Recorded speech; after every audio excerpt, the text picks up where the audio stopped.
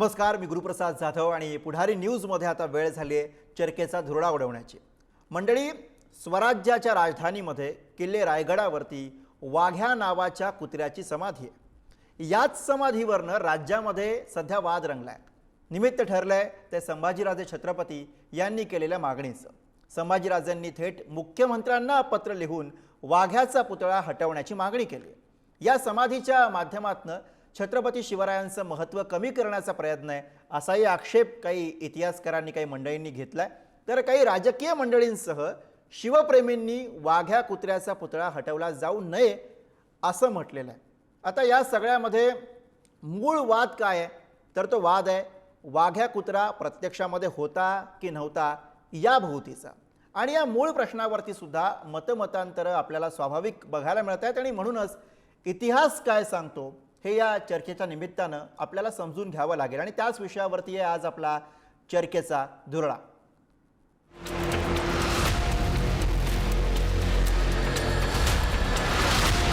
कोणत्याही ऐतिहासिक समकालीन साधनामध्ये वाघ्या कुत्र्याची कथा नाही।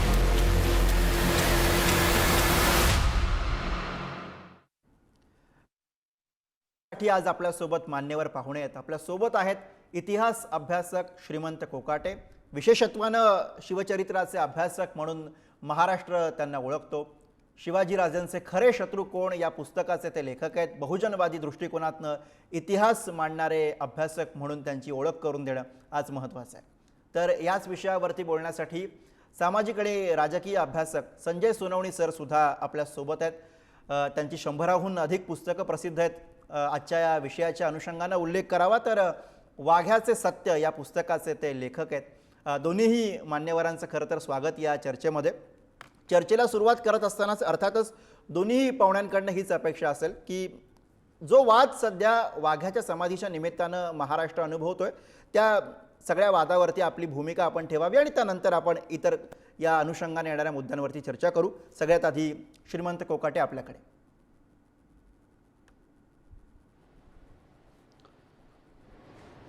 रायगडावरती जो छत्रपती शिवाजी महाराजांची समाधी ते संपूर्ण भारतीयांचं श्रद्धास्थान आहे आणि त्या समाधीच्या शेजारीच जेमतेम छत्रपती शिवाजीराजांच्या समाधीच्या उंचीचाच कुत्रा त्या ठिकाणी उभा करण्यात आला आहे।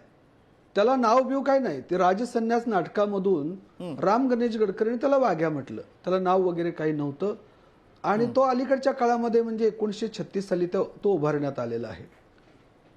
छत्रपती शिवाजीराजांच्या जीवनचरित्राशी अत्यंत महत्त्वाची संदर्भ साधने जी समकालीन साधने आहेत त्याला अस्सल साधनं म्हटलं जातं। त्या अस्सल साधनामध्ये कोणती साधने येतात तर जयदे शकावली, शिवभारत, राधा मदविला चंपू, परणाल ग्रहणाख्यान आणि अत्यंत महत्त्वाचं आणखीन एक साधन म्हणजे छत्रपती शिवाजीराजांच्या समकाळामध्ये असणारा कृष्णाजी आनंद सभासद। कृष्णाजी आनंद सभासदांनी देखील शिवचरित्र लिहिलेलं आहे। ते अत्यंत महत्त्वपूर्ण शिवचरित्र आहे। त्या एकाही समकालीन ऐतिहासिक साधनामध्ये छत्रपती शिवाजीराजांच्या सोबत कुठला वाघ्या कुत्रा होता आणि छत्रपती शिवाजीराजांचं देहावसन झाल्यानंतर त्यांच्या अंत्यविधीच्या प्रसंगी त्यांच्या चितेमध्ये कुठल्या कुत्र्याने उडी टाकली असा कोणताही पुसटसाही उल्लेख समकालीन ऐतिहासिक साधनामध्ये नाही। त्यामुळे आताची जी वाघ्या कुत्र्याची समाधी आहे ती अनैतिहासिक समाधी आहे। छत्रपती शिवाजीराजांच्या इतिहासामध्ये ही अतिक्रमण आहे आणि विशेषतः रायगड ज्याला पूर्वेकडचा जिब्राल्टर म्हटलं जातं, ज्या रायगडावरती छत्रपती शिवाजीराजांनी 6 जून 1674 आणि 24 सप्टेंबर 1674 असा 2 वेळा राज्याभिषेक केला, त्याच किल्ल्यावरती छत्रपती शिवाजीराजांचं 3 एप्रिल 1680 निधन झालं। अशा किल्ल्यावरती तो कुत्र्याचा पुतळा शिवरायांच्या समाधीच्या शेजारी असणं हा शिवरायांचा अवमान आहे। समजा शिवचरित्राच्या अस्सल साधनामध्ये एखादा महाराजांचा कुत्रा असता, त्याने चितेत उडी टाकली असती तर आपण त्याला विरोध केलाच नसता, ते नाकारलंच नसतं। पण जे अनैतिहासिक आहे, जे ऐतिहासिक नाही, जे नंतरच्या काळामध्ये घुसडलेलं आहे असा कुत्र्याचा पुतळा असू नये। आणि युवराज छत्रपती संभाजी महाराजांनी जी भूमिका घेतलेली आहे पुतळा हटवण्याची ती कुत्र्याचा, त्या भूमिकेला आमचा पाठिंबा आहे। त्याचं कारण असं की रायगडावरती ज्यावेळी छत्रपती शिवाजीराजांच्या समाधीचा जीर्णोद्धार झाला, म्हणजे समाधीचं बांधकाम ते जीर्णोद्धार असा छत्रपती शिवाजीराजांच्या मृत्यूपासून 3 एप्रिल 1680 ते 1927 सालापर्यंतचा हा प्रवास आहे. या दरम्यान कधीही कोठेही त्या ठिकाणी कुत्र्याची समाधी नव्हती. ती 1936 साली समाधी आलेली आहे. त्यामुळे अतिक्रमण हटवणं हे अत्यंत महत्त्वाचं आहे. बरं, मी संजय सोनवणी सरांकडे जातो. अर्थातच श्रीमंत कोकाटे यांनी मांडलेली बाजू आपल्या समोर आहे, त्याच्याविषयी आपण बोलाच. पण त्या अनुषंगानं आपल्याला हे विचारायचं आहे की इकडे समकालीन कुठलाही ऐतिहासिक पुरावे नाहीत अशी एक बाजू असताना आपण काही पुरावे मांडताय, काही तथ्य मांडताय आणि त्या आधारावरती ही मांडणी करताय, त्याच्याविषयी आपली भूमिका. पहिली गोष्ट अशी आहे की आमचे मित्रवर्य जी भूमिका मांडतायत समकालीन साधनांबद्दल, मुळात ह्या ज्या बखरी आहे त्या सगळ्या शिवाजी महाराजांच्या जीवनातल्या राजकीय घडामोडींबद्दलचं वर्णन करणारे आहेत. त्यांच्या व्यक्तिगत जीवनाबद्दल, त्याच्या व्यक्तिगत जीवनात काय प्रिय होतं, काय अप्रिय होतं, त्यांचं आवडीचं काय होतं, ते त्यांचं खानपान काय होतं, या संदर्भात कसलाही उल्लेख तुम्हाला त्या समकालीन साधनांमध्ये मिळत नाही. याचा अर्थ शिवाजी महाराज कधी जेवण करत नव्हते किंवा त्यांची घोडा नव्हता असा त्याचा अर्थ होत नाही. हा नंबर 1. दुसरी गोष्ट अशी की कुत्रा त्यांच्या जीवनात होता की नाही हा पहिला प्रश्न. खरं म्हणजे शिवाजी महाराजांच्या हयातीतच 1678ला ज्यावेळेस ते दक्षिण दिग्विजयासाठी गेले होते आणि बेलवडीच्या संस्थानिकाशी त्यांचे सरदार सखोजी गायकवाड लढले आणि त्यात तिथल्या देसाई नावाच्या संस्थानिकाचा मृत्यू झाला, तर त्याची पत्नी मल्लम्मा ही स्वतः युद्धाला उभी राहिली आणि आपला सरदार महिलेशी युद्ध करतोय आणि महिला वीरांगणेसारखे लढते हे पाहून शिवाजी महाराजांनी त्या सखोजीला मागे बोलवलं, स्वतः बेलवडीला गेले आणि मल्लाबाईला तिचं राज्य परत दिलं आणि तिच्या मुलाला मांडीवर घेऊन दूध भात खाऊ घालून एक नातं प्रस्थापित केलं आणि सावित्रीबाई ह्या त्याला पुरस्कार दिला. या प्रसंगाची आठवण म्हणून मल्लाबाई उर्फ सावित्रीबाई हिने शिल्प उभारलेली आहेत आणि ती शिल्प गावोगावी तिने लावली. यादवाड इथलं शिल्प प्रसिद्ध आहे. त्याच्यामध्ये घोडा आहे, घोड्याच्या बाजूने घोड्यावर शिवाजी महाराज बसलेत आणि बाजूने कुत्रा चाललेला आहे. हे शिल्प आहे. म्हणजे त्यांच्या बाजूने चालत असलेला कुत्रा हे म्हणजे कुत्रा त्यांच्या जीवनात होता आणि तो त्यांचा एवढा प्रिय होता की त्यांच्या बरोबरच सातत्याने असायचा. हे त्या शिल्पामधनं आपल्याला उघडपणे दिसू शकतं. दुसरी गोष्ट अशी आहे की जर्मन पुरावा आहे. जर्मनांनी जे प्रवास वर्णनं लिहून ठेवलेली आहेत त्यातही त्यांनी समाधी, कुत्र्याच्या समाधीचा आणि त्याच्यावर दगडी शिल्प कुत्र्याचा असल्याचा आणि त्याचं नाव वाघ्या असल्याचा उल्लेख केलेला आहे. त्यानंतर 1905 साली चिंग गोगटे यांनी एक कथा लिहिलेली आहे की ते चितेत उडी मारली. ही गोष्ट सांगून ते काय म्हणतात, ही गोष्ट सांगून ते पुढे म्हणतात की शिवाजी महाराजांच्या चौथऱ्याच्या शेजारी अजून एक चौथरा आहे, ती कुत्र्याची समाधी आहे असं चिंग गोगटे म्हणतात. आणि 1919ला राजसन्यास नाटकाच्या प्रस्तावनेत शब्द महत्वाचे आहेत. गडकरींबद्दल कोणाला प्रेम असेल, कोणाला राग असेल, त्याच्याबद्दल मला काही करायचं नाहीये, परंतु त्या अर्पण पत्रिकेत स्पष्टपणे शिवाजी महाराजांच्या समाधी शेजारी त्यांच्या वाघ्या कुत्र्याची समाधी आहे. हा शब्द महत्वाचा आहे. म्हणजे ही समाधी असल्याचे आपल्याला उल्लेख मिळतात. हे अस्पष्ट उल्लेख असले कसले असले तरी त्यांच्या जीवनात कुत्रा होता, त्याचं नाव वाघ्या होतं आणि त्याची समाधी बांधली गेली हे आपल्याला स्पष्ट दिसतं. अशा अवस्थेत कुत्र्याचं अस्तित्वच नाकारणं आणि आपल्याला मनाला वाटेल अशा गोष्टी रेटून देणं, कारण ही 2012 साली हा प्रयोग झालेला आहे. यांनी काय केलेलं आहे आतापर्यंत संभाजी ब्रिगेडने की दरवर्षी अल्टिमेटम म्हणजे 2008 सालापासून की या वर्षी आम्ही पाडणार, त्या वर्षी पाडणार म्हणजे बाबरी मशीद पाडायला जसं 11 वर्ष अल्टिमेटम द्यायचे ना आणि शेवटी बाबरी मशीद प्रयत्न झालेले आहेत, तसंच वाघ्या कुत्र्याचा समाधीचा पुतळा सुद्धा उखडून फेकला झाले आणि तो परत बसवला गेलाय. ही वस्तुस्थिती आणि तो पुरातत्व खात्याने बसवला. खरं म्हणजे पुरातत्व खात्याला त्या स्थानाचं काही जर त्यांना घेणं देणं नसतं तर त्यांनी तो पुतळा परत बसवायचं काही कारण नव्हतं, परंतु तो बसवला गेलेला आहे. आणि आता अल्टिमेटम जो दिला गेला मुख्यमंत्र्यांना, मुख्यमंत्र्यांचा पुरातत्व खात्याशी संबंधच काय? मुख्यमंत्र्यांकडे ही मागणी कधीच कशी जाऊ शकते? ही मागणीच करायची तर पुरातत्व खात्याकडे करायला पाहिजे होती आणि पुरातत्व खात्याला जे पटलं असतं, मान्य असतं, तर त्यांनी कदाचित ते कुत्र्याचा पुतळा हटवलाही असता. परंतु तसं न करता म्हणजे याचा अर्थ असा आहे साधं सरळ की जाती जातीमध्ये तेढ निर्माण करणं, राजकीय हेतू साध्य करणं हा हेतू दिसतो. इतिहासाची याचा इमान नाही, धर्म नाही आणि इतिहासाबद्दल प्रेम आहे, आस्था आहे असं दाखवलं जातं. आणि मग सटरफटर वाक्य बोलायची की समकालीन साधनांमध्ये पुरावे नाहीत. समकालीन साधनांमध्ये अनेक पुरावे नाही आहेत, अनेक गोष्टीच्या उल्लेखही नाहीये. म्हणून त्या गोष्टी आता उदाहरण पावनखिंडीत युद्ध बाजीप्रभू देशपांडे झालं हा सर्वसामान्य समज आहे. परंतु इतिहासकारांना अजूनही ती पावनखिंड कुठली, जागा कोणती हे अजून ठरवता आलेलं नाही. शिवा काशीद हे पात्र खरं का खोटं हे अजून ठरवता आलेलं नाही. म्हणजे समकालीन साधनं त्यात लिहिलं असलं तर ते खरंच असतं आणि जे लिहिलं नाही ते खोटंच असतं, अस्तित्वात नसतं असे दावे करणं हे मला असं वाटतं की इतिहास न समजल्याचं हे दुर्दैवी लक्षण आहे. सोनावणे सर, आपण मांडणी करत असताना मला इथे कोकाटे सरांच्या चेहऱ्यावरती स्मितहास्य दिसत होतं. अर्थातच ते नकारात्मक मांडणी करण्यासाठी जे उत्सुक स्मितहास्य होतं. अर्थातच मी आपल्याकडे येतोय, काही मुद्दे आपल्याला पटले नसतील तर आपण त्याच्याविषयी बोलावं. मी समजू शकतो आणि मी त्यांचं समजू शकतो, त्यांचे विचार मला गेले 15 वर्ष माहीत आहेत. नाही सोनावणे सर, त्यांचे मुद्दे येऊ देत, मग आपल्याकडे पुन्हा येतो आपल्याकडे परत. कोकाटे सर बोला. सगळ्यात महत्वाचं जे साधन आहे कृष्णाजी आनंद सभासदाचं शिवचरित्र, ज्याला सभासद बखर म्हणतो आपण, ही समकालीन आहे. म्हणजे कृष्णाजी आनंद सभासद हे आज मेंबर ऑफ छत्रपती शिवाजी महाराजांचं पार्लमेंट म्हणजे दरबार शिवाजीराजांच्या काळातील तो एक सदस्य आहे. आणि त्यांनी जे शिवचरित्र लिहिलं त्याला आपण सभासद बखर म्हणतो. आता ते समकालीन साधन आहे. त्यामध्ये ते छत्रपती शिवाजीराजांचं जे देहावसन झालं, मृत्यू झालं आणि त्या अंत्यविधीचं सविस्तर वर्णन केलेलं आहे, विस्तृतपणे वर्णन केलेलं आहे. जे आमचे मित्र संजय सोनवणे म्हणतात की बखरीमध्ये किंवा समकालीन साधनामध्ये विस्तृत वर्णन नाही.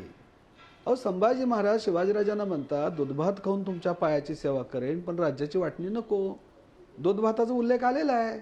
असे खूप बारीक बारीक उल्लेख त्या सभासदांनी केलेले आहेत. आणि अंत्यविधीचं तर सविस्तर वर्णन केलेलं आहे. महाराजांचा देहावसन झालं, अंत्यविधी झाला, त्यावेळेचं सगळा सर्व वृत्तांत त्या ठिकाणी आलाय.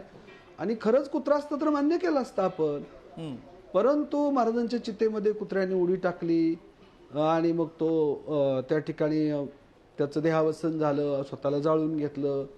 असं जी कपोलकल्पित कथा आपल्याकडे आलेली आहे ती 20व्या शतकाच्या पूर्वार्धापासून सुरू झालेली आहे. गोगटेंच्या पुस्तकात आलं. त्यानंतर राजसन्यास नावाचं नाटक ज्याचा उल्लेख या ठिकाणी झाला, राजसन्यास, राम गणेश गडकरी यांनी लिहिले. अत्यंत आक्षेपार्ह आणि छत्रपती संभाजीराजांची यथेच्छ बदनामी करणारं राजसन्यास नाटक. राम गणेश गडकरीच्या विकृत डोक्यातून आलेली कल्पना म्हणजे तो वाघ्या कुत्रा आहे. आता या ठिकाणी संजय सोनवणे जो मुद्दा उपस्थित केला, जाती जातीमध्ये भांडणं लावायची. आता यासाठी थांबवतो, तुम्ही त्या मुद्द्यावर बोलाच. कोकाटे सर, तुम्ही त्या मुद्द्यावर बोला. कुत्र्याच्या जातीचे कोण लोक आहेत नाही, पण त्याच्यापूर्वी जे 2 पुराव्यांचा उल्लेख सोनवणे सरांनी केला, जाती जातीचा काय संबंध आहे? ज्या त्याच्याविषयी आपण जाऊ, पण सोनवणे सरांनी ज्या 2 पुराव्यांचा उल्लेख केला, मला संजय एका शिल्पाचा उल्लेख केला जर्मन लेखकांच्या. मला संजय सोनवणेला एक विचारायचंय. हो, हा, मला संजय सोनवणेला तेच विचारायचंय की ज्या जर्मन लेखकाचा त्यांनी उल्लेख केला, त्या जर्मन लेखकांचं पुस्तक कधी प्रकाशित झालं हो? कधी प्रकाशित झालेलं आहे? कधीचं पुस्तक आहे ते? सोनवणे सर, दुसरी आवृत्ती जर्मन लेखकांचं पुस्तक कधी प्रकाशित झालं? कुठं, कोण आहे प्रकाशित त्याचं? 1834. 1930 म्हणजे काय समकालीन आहे का ते? 1930 म्हणजे समकालीन आहे का? अहो ऐकावं तुम्ही साहेब, अहो तुम्ही ऐकावं, ते समकालीन आहे का? ऐकून घ्या. अहो सोनवणे, ते समकालीन आहे का? ते समकालीन आहे का जर्मन? तुम्ही ऐकून तर घ्याल काही नाही. अहो ते परदेशी प्रवासी मला सांगा, ते जर्मन पुस्तक समकालीन आहे का? अहो कोकाटे साहेब, त्याने काय बघितलं याचं त्याने वर्णन केलेलं आहे. त्याने जे बघितलं रायगडावर त्याने पुतळा, अहो समकालीन सांगून महाराष्ट्राची दिशाभूल करू नका. तो त्याने ते तुम्ही सुद्धा दिशाभूल करू नका, कारण हा प्रवासी आहे. आता युवान स्वांग जर्मन पुस्तक समकालीन आहे का? युवान स्वांग 6व्या शतकात जर्मन पुस्तक समकालीन आहे का? युवान ऐकावं साहेब, अहो ऐका हो, मला सांगा, ऐका हो. जर्मन पुस्तक युवान शॉंग हा समकालीन आहे परदेशी का? चिनी प्रवासी 6व्या शतकात. मला फक्त अहो, माझ्या तुम्ही एका ऐका तर प्रश्नाचं खरी. उत्तर द्या. अहो, ऐका तर जर्मन खरी. पुस्तक Complete- समकालीन मला तर आहे complete का? करू द्या. अहो तुमचं ऐकतोयच, ऐकल्यानंतरच तुम्हाला प्रश्न विचारतो. समकालीन असताना जर्मन संदर्भच काय पुस्तक इथं? समकालीन आहे का? मग कम्प्लीट ऐका ना. 17व्या मग शतकातलं मी आहे का? सांगितलं. अहो माझं बोलणं ऐकल्यानंतर माझं बोलणं कोकाटे सर, ऐकून त्यांचा घेतल्यानंतर मुद्दा आपण पूर्ण बोलू. होऊन जाऊ अशी देत. माझी मग विनंती मी आहे. पुन्हा तुमच्याकडे पहिली येतो. त्यांचा गोष्ट मुद्दा अशी पूर्ण होऊन जाऊ दे. सोनावणे अहो, सर, आपण सोनावणे सर सविस्तर फेक मांडणी संदर्भ- करा. आपण फेक सविस्तर संदर्भ मांडणी करा. सांगतात. तो त्या ओके. मुद्द्यावर तुमच्याकडे येतो कोकाटे सर. तुमच्याकडे येतो.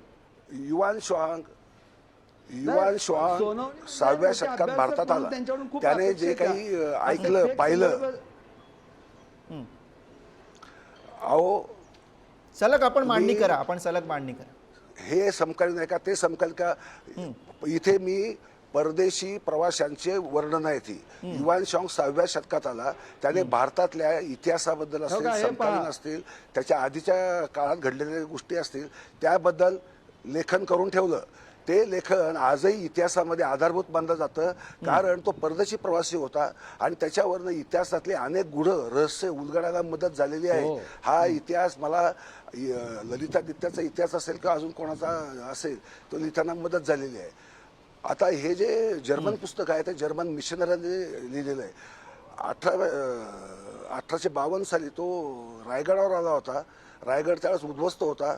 इंग्रजांनी रायगडाचं कसं उद्ध्वस्त केलं याची वर्णनं सुद्धा त्यांनी करून ठेवलेली आहेत. आणि त्यानेच काय पाहिलं, त्या ती वाघ्याची समाधी पाहिली आहे, त्याने शिवाजी महाराजांची समाधी पाहिली आहे आणि शिवाजी महाराजांच्या समाधीकडे पाहणारं दगडामध्ये बसवलेला ताशू पुतळा शिवसमाधीकडे पाहतो आहे, अशा स्वरूपाचं वर्णन त्यांनी करून ठेवलंय. त्यांचे व्यक्तिगत हितसंबंध नव्हते. आता हे सभासद बखरीबद्दल बोलतात. सभासद बखर कधी लिहिली गेली? ती राजाराम महाराजांनी सांगितल्यानंतर हो, राजाराम महाराजांच्या काळात लिहिलेला इतिहास आहे. आणि सभासद त्याच्यामुळे हे शिवाजी तोही महाराजांच्या समकालीन. काळातलेच होते. हा अहो हो, समकालीन आहे. समकालीन होते का? कृष्णाजानन सभासद शिवकालीन सभासद आहे. बखर ज्या वेळेस लिहिले, अहो सभासद बखर समकालीन. लक्षात घ्या, सभासद बखर शिवकालीन नाही. ती राजाराम महाराजांच्या काळातली आहे. लक्षात घ्या, फरक लक्षात घ्या. हो, आता तर आपण तुमचं झालं सोयीस्कर का? संपलं पुरावे का? स्वीकारायचे, तुमचं संपलं का? गैरसोचे नाकारायचे. एक मिनिट कोकाटे सर, एक मिनिट. मी हो, येतो. बोला. बरं सोनावणी सरांनी जो मुद्दा मांडलाय त्याच्याविषयी आपण बोलू. कोकाटे सर. हा, सभासद बखरी कृष्णाजानन सभासदांनी जिंजी या ठिकाणी राजाराम महाराजांच्या सोबत असताना 1694 ते 1698च्या दरम्यान लिहिली.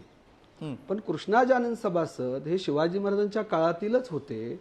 शिवाजी महाराजांच्या मृत्यूनंतर 1680 नंतर छत्रपती संभाजी महाराज, त्यानंतर राजाराम महाराज आणि शिवाजी महाराजांच्या काळातीलच असणारे कृष्णाजानन सभासद राजाराम महाराजांच्या सोबत जिंजीला गेले आणि त्या ठिकाणी त्यांनी ती कृष्णाजानन सभासदांनी बखर लिहिली. सगळ्या बखरीमध्ये फक्त कृष्णाजानन सभासदांची बखरच विश्वसनीय मानली जाते. चिटणीस बखर किंवा 91 कलमी बखर विश्वसनीय मानली जात नाही. हा एक मुद्दा. दुसरा महत्वाचा मुद्दा, जे सोनवणी सर हे मोठे अभ्यासक आहेत, त्यांचं खूप मोठं काम आहे, पण या विषयामध्ये त्यांनी माझा अपेक्षाभंग केला. म्हणजे ते गंभीर आहेत, म्हणजे मोठे अभ्यासक आहेत, त्यांच्याकडून मला खूप अपेक्षा होती.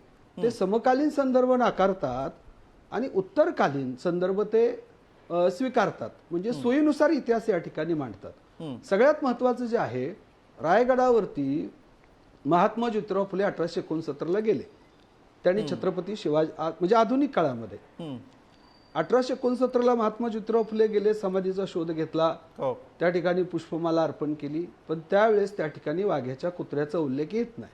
बरोबर. त्यानंतर दुसरा महत्वाचा संदर्भ येतो तो जेम्स डग्लस, इंग्रज अधिकारी जेम्स डग्लस 1882ला गेलेला आहे त्या ठिकाणी आणि त्यांनी त्या ठिकाणी छत्रपती शिवाजीराजेंच्या समाधीचा नकाशा काढलेला आहे, रायगडचं वर्णन केलेलं आहे. त्याच्या देखील वर्णनामध्ये त्या ठिकाणी कुत्र्याच्या समाधीचा उल्लेख येत नाही. त्यानंतर रिचर्ड टेम्पल हा ब्रिटिश अधिकारी 1885ला रायगडावरती गेलेला आहे. त्यांनी त्या ठिकाणचा नकाशा काढून ठेवलेला आहे. त्यांनी देखील छत्रपती शिवाजीराजेंच्या समाधीचा उल्लेख केलेला आहे, पण कुत्र्याच्या पुतळ्याचा उल्लेख केलेला नाही. 1885 नंतर कॅम्पेबल नावाचा ब्रिटिश अधिकारी त्या ठिकाणी जातो, तोही त्याची पाहणी करतो आणि त्याचं वर्णन करतो. आणि त्यानंतर 1886 ते 1912 या दरम्यान 3 वेळा त्या ठिकाणी छत्रपती शिवाजीराजांच्या समाधीचा जीर्णोद्धार झालेला आहे टप्प्याटप्प्याने. त्या कुठल्याही कागदपत्रामध्ये साधनामध्ये वाघ्या कुत्र्याच्या समाधीचा उल्लेख येत नाही. 1925 साली छत्रपती शिवाजीराजांच्या आताची जी समाधी आहे त्याचा जीर्णोद्धार व्यवस्थितपणे झाला. 1925ला काम सुरू झालं आणि 27ला ते संपलं. तोपर्यंत त्या ठिकाणी कुत्र्याची समाधी नव्हती. कुत्र्याची समाधी 1936 साली म्हणजे शिवरायांच्या समाधीचं पूर्ण बांधकाम झाल्यानंतर 1925 नंतर सुमारे 10 वर्षांनी नची केळकर यांनी ती कुत्र्याची समाधी उभारलेली आहे. छत्रपती शिवाजीराजांचा अवमान करण्याच्या उद्देशाने ती उभारलेली आहे. त्यामुळे ती कुत्र्याच्या पुतळ्याची समाधी हटवावी ही जी मागणी युवराज छत्रपती संभाजी महाराज आणि शिवप्रेमींची आहे ते हटवली पाहिजे. आता आमचे मित्र संजय सोनवणेजी म्हणतात की कुत्र्याच्या पुतळ्याचा वाद निर्माण करून जाती जातीमध्ये तेढ निर्माण केली. जातीचा काही संबंध आहे हो? शिवाजी महाराज सगळ्या जातीचे आहेत. कुत्र्याच्या जातीचे कोण लोक आहेत का इथं? आहेत का कोण कुत्र्याच्या जातीचे लोक? महाराजांचा कुत्रा असतात समकालीन साधनात, तसे चितेत उडी टाकली आम्ही स्वीकारलं असतं ना. आम्ही काय कुत्र्याचे वैरी नाही, आम्ही पण प्राणीप्रिय माणसं आहे. नाही कारण कुत्र्याच्या सर, जातीचे लोक कोण नाहीत, त्यामुळे हा जातीवादाचा प्रश्नच नाही. हा प्रश्न आहे इतिहासामध्ये जे अतिक्रमण झाले, रायगडावरती जे अतिक्रमण झालेलं आहे, छत्रपती शिवाजीराजेंच्या महाराणीच्या समाधीवरती जाणीवपूर्वक कुत्र्याचा पुतळा उभा करून हे शिवचरित्र कलंकित करण्याचं षडयंत्र आहे आणि ते हाणून पाडलं पाहिजे. त्यामुळे युवराज छत्रपती संभाजीराजांनी जी भूमिका घेतलेली आहे योग्य भूमिका आहे आणि त्यांच्या पाठीशी महाराष्ट्रातले सगळे शिवप्रेमी आहेत. सोनावणे सर, त्यांचे जे काही आक्षेप आहेत, एकतर समाधीला कमी लेखण्याचा प्रयत्न या कुत्र्याची समाधी उभी करण्यावरनं झाला, हा आक्षेप संभाजीराजांनी सुद्धा मांडलेला आहे. आणि दुसरीकडे तुम्ही मगाशी जो उल्लेख केलात की जाती जातीमध्ये तेढ निर्माण करण्याचा प्रयत्न या सगळ्या वादाच्या निमित्तानं होतो. आता जातीचाच प्रश्न आहे म्हणून त्यांनी नचिन केळकरांचं नाव घेताना शिवरायांचा अपमान करण्याचा हेतू त्यांचा होता असं त्यांनी म्हटलंय. त्यामुळे जातीचा प्रश्न नाही असं जे ते म्हणत असतील तर ते आश्चर्य आहे. दुसरी गोष्ट अशी आहे की ज्या स्मारक समितीने खुद्द शिवस्मारकाचा जीर्णोद्धार केला, ती मेघडंबरी उभारली, त्याच्या आधी तिथे फक्त अष्टकोणी चौथरा होता आणि वाघ्याची जी इथे समाधी आहे तिथे सुद्धा फक्त चौथरा होता. तिथे पुतळा त्यावेळेस शिल्लक नव्हता, मेघडंबरी शिल्लक नव्हती, ह्या वास्तव आहे. नंतर मेघडंबरी बांधल्यानंतर मग हा वाघाचा पुतळा उभारण्यात आला. तो पंचधातूचा बनवायचा करमरकर नावाच्या शिल्पकाराला ते काम दिलं गेलं. करमरकरांना उशीर लागला म्हणून तो 2025-26 ऐवजी 1936 साली बसला. त्या विलंबाचं कारण काय असतील ते असतील, परंतु अपमान करण्यासाठी बसवला. आणि तिथे कोणती तरी महाराणीची समाधी होती शिवाजी महाराजांच्या, तर मग कोणती महाराणी नाव सांगावं ना. मग त्यांचा समकालीन संदर्भ आहे का? पहिल्यांदा आला 1936 ला आला. 1936 आहे. त्याच्या अगोदर पुतळा नव्हता तिथं. अहो तो 36 ला पहिल्यांदा नाही आलेला, त्याच्या आधी पुतळा होता, चौथरा होता. प्रामाणिकपणाशी जागलं पाहिजे आपण. नाही आपणच मग जागा ना माझी तीच विनंती आहे. जागलं पाहिजे, नक्कीच जागलं पाहिजे. अहो जर्मन, तुम्ही जे जर्मन साधन सांगता ते शिवकालीन आहे का? जर्मन साधन समकालीन आहे का? जर्मन सोडा हो, जर्मन शिवकालीन कुठं प्रकाशित झालं? बरं, माझ्याकडे शेवटची 2 मिनिटं आहेत सर. कोकाटे सर आणि सोनवणे सर, माझ्याकडे शेवटची 2 मिनिटं आहेत. म्हणून आपल्या दोघांना थांबवतो, कारण हा जो वाद आहे तो तसा चालत राहील. अगदी एक मिनिट सोनावणे सरांना आणि 1 मिनिट कोकाटे सरांना. सोनावणे सर आधी अगदी कन्क्लूड करत असताना ही सगळी चर्चा, कारण हा वाद वाढत जाणार आहे. माझी सर्व तमाम महाराष्ट्राला कोकाटे सर प्लीज थांबा. शेवटचं मिनिट तुमच्यासाठी, प्लीज थांबा. सोनवणे सर, सर्व इतिहासकारांना, विचारवंतांना, समाजसेवकांना आणि समाजाला सुद्धा विनंती आहे की इतिहासातले असलेले नसलेले छोटे मोठे विषय काढून काहीतरी भावनांचा इश्यू करून आपण जे संघर्ष करतो, जसं औरंगजेबाच्या समाधीवरनं दंगली झाल्या महाराष्ट्रामध्ये, महाराष्ट्राला अशा दंगली, असं तेढीचं वातावरण किंवा असं असंतोषाचं वातावरण हे परवडणारं नाही. अस्वस्थता नको आहे, कारण परवापासून मी समाज माध्यमात बघतोय ते काही चित्र चांगलं दिसत नाहीये. आपल्याला पुढे जायचं आहे, आपल्याला विकास करायचा आहे, आपण विकासोन्मुखच व्हावं आणि त्यासाठीच प्रयत्न करावा. आपली बुद्धिमत्ता त्यासाठी पणाला लावी. मग काय समकालीन आणि काय समकालीन नाही याच्या चर्चा, ह्या बौद्धिक चर्चा आहेत. त्या इतिहासकार आपापल्या बंद कमऱ्यामध्ये बसून इतिहासाची सगळी पुस्तकाचे गठ्ठे घेऊन शोधत बसतील, एकमेकाशी भांडत बसतील. का दोन इतिहासकारांचं एकमत होणं कधीच शक्य नसतं, कारण प्रत्येकाचा दृष्टिकोन वेगळा असतो. माझा दृष्टिकोन आहे, कोकाट्याचा दृष्टिकोन तो आहे, पण हे आमच्या इतिहासकारांचे दृष्टिकोन आहेत. ते समाज मनावर त्याचा ओरखडा त्याचा उमटू नये अशी माझी सर्व समाजावर प्रार्थना आहे. अगदी. कोकाटे सर. माननीय संजय सोनवणे माझे चांगले मित्र आहेत. अत्यंत गंभीरपणे प्राचीन इतिहास, मध्ययुगीन इतिहास लिहिणारे ते अभ्यासक आहेत. पण शिवरायांच्या समाधीबद्दल त्यांची भूमिका मला पटलेली नाही. उत्तरकालीन आणि जो विश्वसनीय पुरावा नाही, ती फेक असं जर्मन साधन ते पुन्हा पुन्हा सांगतात. त्यांच्याकडून मला ही अपेक्षा नव्हती, कारण ते मोठे अभ्यासक आहेत. आणि 1936ला समाधी उभारली कुत्र्याची, ते काय मध्ययुगीन काळात. बरं, आपणही आपल्या मुद्द्यावरती ठाम आहात, तेही इतिहासकार म्हणून त्यांच्या मुद्द्यावरती ठाम आहेत. मी चर्चेच्या अगदी शेवटाकडे कोकाटे सर, खरं सांगायचं, जसं सोनावणे सर म्हणाले, खरं सांगायचं तर राज्यामध्ये आज जेव्हा औरंगजेबाच्या कबरीपासून वाघ्याच्या समाधीपर्यंत चर्चा होत आहेत, तेव्हा एकीकडे कायदा सुव्यवस्थेची स्थिती वर्तमानाची चिंता करायला लावणारी आहे, सरकारच्या तिजोरीतला खडखडाट भविष्याची चिंता करायला लावणार आहे, आणि अशात आपण इतिहासावरनं भांडत बसलोय, हेही आपण या निमित्तानं लक्षात घ्यायला हवं आहे.